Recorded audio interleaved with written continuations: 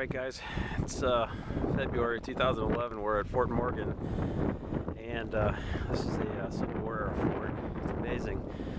Wanted to kind of give you an idea of this place was built to guard the entrance to Mobile Bay, and you can see Battery over there where they store ordnance, and this is actually the main entrance to the fort. You can imagine Confederate soldiers marching through here. You can see the big pivot points for the iron gates that would have been here. You can also hear my echo. Now this would have been a sand little pathway back in the 1800s, early 1800s. Right now it's paved. But once you're inside of this 5-ring star that they built, you'll see a moat that we're coming up on, and it's the inside part. The fort is actually inside these walls, and this is a dry moat. And what's interesting about it is there's the sign that says Fort Morgan 1833. That's incredible, and that's the interior of that fort. But you see all these drainage ditches that took rainwater out of here and took it out of the fort. That's where we just came from. That's another battery over there. And all these open holes in the bricks had cannons in them where you could fire out of those holes to any soldiers, or the Confederate guys would fire on the Union guys trying to come over the wall. So anyhow, I think you can see Fort Morgan. I mean, 1833 is just amazing to think this was built that long ago. Morgan was a Revolutionary War hero that this was named after. So we're coming through another gate to the interior, and as you can tell, each one of these cannon emplacements came through here. It might get a little bit dark, but anyhow, this might pick up decent lighting. I mean, this is just cobblestone and bricks that are so uneven. You can see there's a cannon mount right there, and the walls are angled so that you can pivot that gun left and right, almost probably 60 degrees in each direction.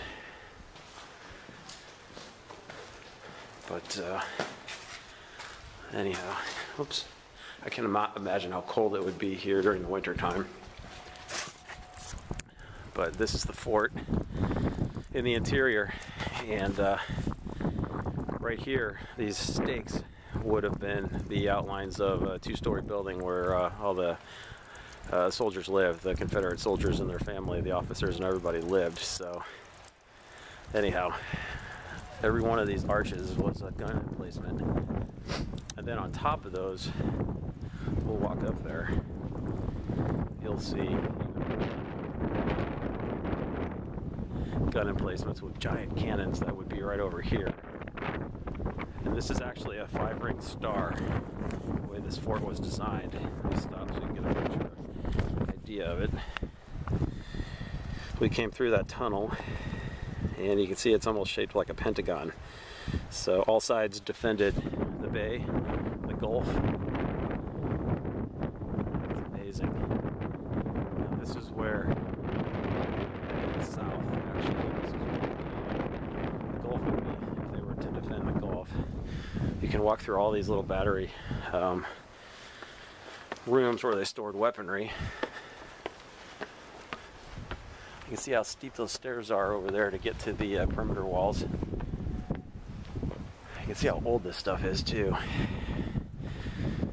They had giant, what they call disappearing guns. Big, I mean absolutely huge, that were right here. And they fired about 8 miles out to sea, or into the Gulf. This gun was huge, and it spun around. It's cold out here. These stairs are obviously not original.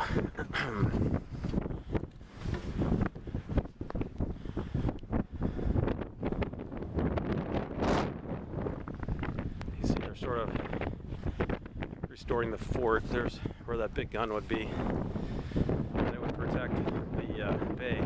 fort from any of the Union ships that were coming and trying to enter Mobile Bay. Right here, off in the distance, you can see Dauphine Island. So all ships had to come through this channel, and this fort was designed to protect Mobile Bay, which is huge. Can't even see the other side. And so they had long-range cannons that would just fire on these ships as they entered through the bay. Again, here's the outer ring, and you can just tell how old this place is. It's amazing. So as soldiers would climb the other side and come over this, they would be fired on easily with cannons and rifles.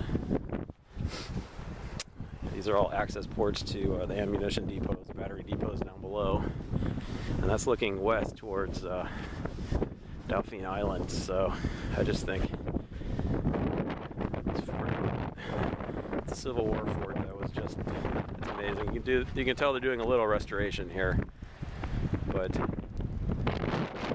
each side of this ring or star, five-sided star, has these gun emplacements, and they all rotated. So giant cannons there, 1, 2, 3, 4 here, all the way around.